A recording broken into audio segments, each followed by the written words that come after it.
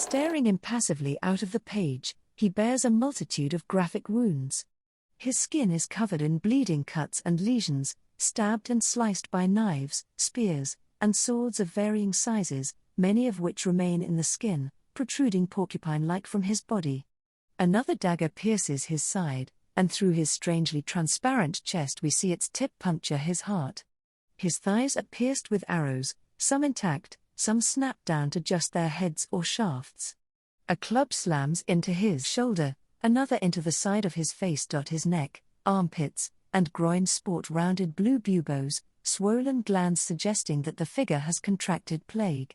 His shins and feet are pockmarked with clustered lacerations and thorn scratches, and he is beset by rabid animals. A dog, snake, and scorpion bite at his ankles, a bee stings his elbow, and even inside the cavity of his stomach a toad aggravates his innards. Despite this horrendous cumulative barrage of injuries, however, the wound man is very much alive. For the purpose of this image is not to threaten or inspire fear, but to herald potential cures for all of the depicted maladies.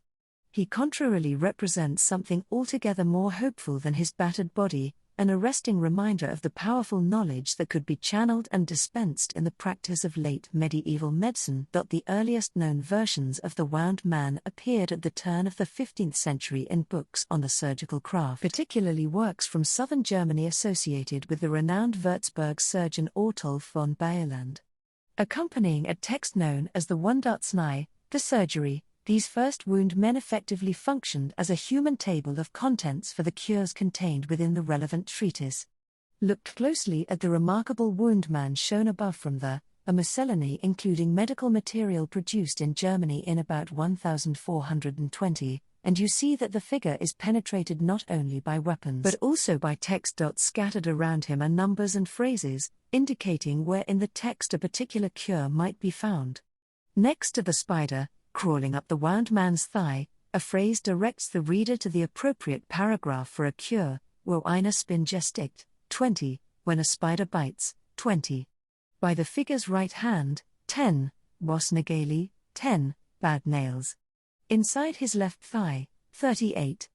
Ein Pfeil du der Schaft noch in Stecket, 38. An arrow whose shaft is still in place. The wound man image was a convenient way for medieval surgeons to navigate their texts, but it was also an arresting reminder for both practitioners and patients of the vital knowledge contained within such manuscripts. It was living proof of the efficacy of the surgical enterprise, and a popular inclusion in medical works alongside a wide variety of related images that plotted diseases, the zodiac signs, see image below, bloodletting points, and anatomical schemes onto a similarly arranged human body. See, for example, on the disease woman image. Living on today in libraries from Copenhagen to Munich, the strange figure of the wound man gives modern viewers a glimpse of the worrying injuries that the medieval body could receive through war, accident, and epidemic. But at the same time, it shows that medieval people did not think of themselves as helpless victims in the face of these assaults. Far from reinforcing the common perception of the European Middle Ages as a backwards and bloody period of human history, the wound man reminds us that it was in fact a period busy with innovative medical treatments, a vital link between the long-standing cures of the classical world and developments that were to follow in early Renaissance medicine. And indeed, the remarkable manuscript image of the wound man did not fade with the medieval medical world that created it, instead finding a rich afterlife in the Renaissance and beyond. With the adoption of new print technologies in the second half of the 15th century, European book production underwent a major shift from handwritten manuscripts to the printed page. One book in particular, a Latin treatise first published in Venice in 1491 known as the Little Bundle of Medicine, was the first to translate the wound man into printed form. The figure still stands revealing his aggressive injuries, although certain elements have been refigured from their medieval German origins for the Italian Renaissance reader. The club hitting the side of his face has been transformed from a simple instrument into an elaborate mace. And rather than being a flat body floating in space, the figure stands firmly on the ground posed in an elegant S-shaped stance, reminiscent of Italian painting and sculpture at the time. The text of the surgical treatise, which the Wound Man always accompanied in its initial manuscript iterations, also made the transition into print. It is included in all of the 25 or so editions of the, as are a series of floating text boxes around the figure which draw the reader's attention to particular maladies and cures. The book as a whole was exceptionally popular, reprinted from Antwerp to Zaragoza, and translated into Italian, Spanish, and Dutch. Several deluxe, hand-drawn versions of the printed treatise's woodblock images were even added to manuscripts. One such luxurious Wound Man copied from print into manuscript could perhaps be that found in a group of images bound into the back of a late medieval anatomical manuscript now in the, see above. This particularly artful figure is either drawn from the same model as the, or possibly stands as an interesting example in which technological progress was reversed. Line drawings from the new technology of print could here have been converted and aesthetically amplified through color and shading back into the old technology of hand-drawn manuscripts. If so, the process does not seem to have been without error.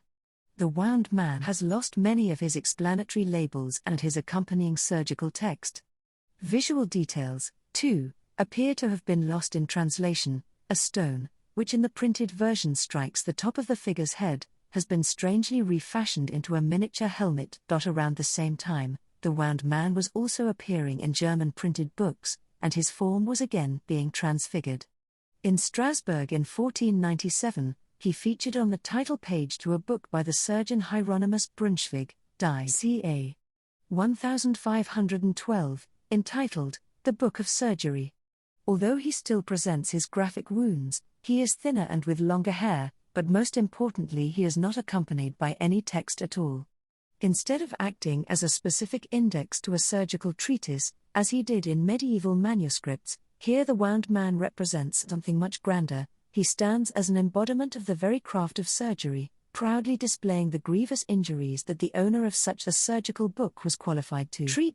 This visual strategy continued to be employed by a number of surgical writers in the 16th century, and the image of the Wound Man was adapted to fit the shifting needs of the profession. In 1517, for example, the German military surgeon Hans von Gersdorff, died ca.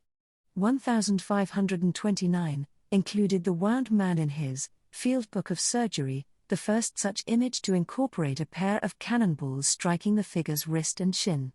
Even as late as 1678, the London surgeon John Browns included another new Wound Man, this time reworked into a dramatically vaulting neoclassical nude. The constant invocation of the Wound Man in surgical treatises for over 300 years shows the capacity of this image to bring the reader into the gruesome yet serious space of the surgical professional. But it also speaks to the ability of the Wound Man to capture the attention of any reader who stumbled across him, even today's most modern viewers, as his recent reappearance in the NBC TV series suggests. The morbid wonder he encapsulates still holds true for viewers today, a medieval image catapulted across time into the 21st century. An earlier version of this essay, from which this text has been adapted, appears on the Wonderful Welcome blog, published under a CC by 4.0 license.